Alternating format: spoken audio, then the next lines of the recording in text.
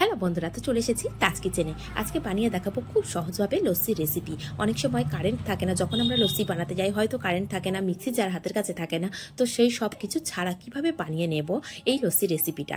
তো শুধু আমার কাছে কারেন্ট ছিল, সব কিছু ছিল, তার মধ্যেও আমি কিভাবে বানিয়েছি সেটা দেখিয়ে দেবো। তাহলে স্কিপ না করে পুরোটা দেখার অনুরোধ রইল।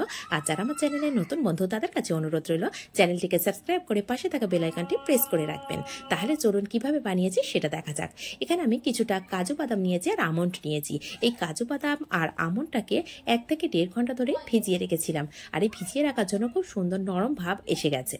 আর এখানে যদি ভিজিয়ে রাখাটা ভালোভাবে হয়ে যায় সেক্ষেত্রে এই আমন্ডের উপরে একটা খোসা থাকে ব্রাউন কালার, এটা কিন্তু খুব সহজে উঠে যায়। তো সেটাকে ছাড়িয়ে আমি একদম পরিষ্কার করে নিয়েছি। এখন এখানে একটা মিক্সির জার নিয়েছি।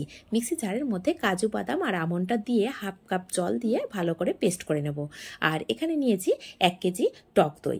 এই টক দই দিয়েই আমি সম্পূর্ণ রেসিপিটা বানিয়ে নেব। আর বললাম যদি হাতের কাছে কারেন্ট না থাকে সেক্ষেত্রে এই যে মিক্সি জারে আমি পেস্ট করে নিয়েছি এটা কিন্তু শিলে ভালো করে বেটে নিতে পারেন, সেক্ষেত্রেও একই রকম হবে, যেহেতু 1.5 থেকে 2 ঘন্টা আমি ভিজিয়ে রেখেছিলাম। তো এখানে মিক্সি জারে সম্পূর্ণ আমি যে পেস্টটা করে রেখেছিলাম সেটা দইয়ের মধ্যে নিয়ে নিলাম। আর এখন এটাকেও ধুয়ে ভালো করে অল্প জল দিয়ে ভালো করে ধুয়ে নেব। মিক্সি জারটা নিয়ে সেটা দইয়ের মধ্যেই দিয়ে দেবো। আর এখানে নিয়েছি চাট মশলা। চাট মশলাটা এখানে আমি 1.5 চামচ ব্যবহার করেছি।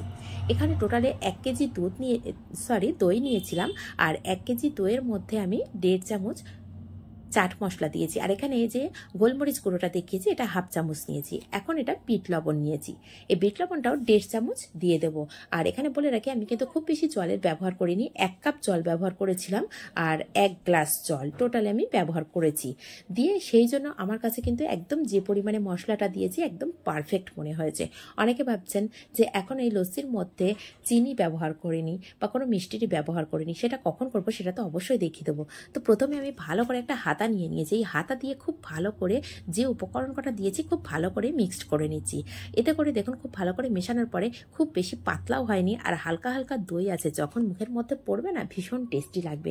তো এইভাবে খুব ভালো করে নাড়াচাড়া করে মিশিয়ে নিয়েছি। আর এখন এখানে গ্লাসে আমি সার্ভ করছি। সেই সময় এখানে যে পরিমাণে আমি মিষ্টিটা পছন্দ করি সেই পরিমাণে এখানে আমি মিষ্টিটা দিয়েছি। এখানে চিনিটাকে আমি আগে থেকেই পাউডার করে রেখেছিলাম, সেই পাউডার চিনিটা 1 চামচ দিয়ে দিয়েছি। আর এখানে অবশ্যই বলে রাখি যদি মিষ্টির পরিমাণ কেউ বেশি পছন্দ করেন সেক্ষেত্রে মিষ্টিটা কিন্তু একটু বেশি পরিমাণে দিয়ে নিতে পারেন। আমি এখানে মিষ্টির পরিমাণটা খুবই কম খাই, সেই জন্য পরিমাণটা খুবই কম দিয়েই বানিয়েছি, হালকা টক ভাব ছিল। আর এখানে সামান্য একটু আমন্ড দিয়ে পরিবেশন করেছি। তাহলে কেমন লাগলো আজ এই পর্যন্ত।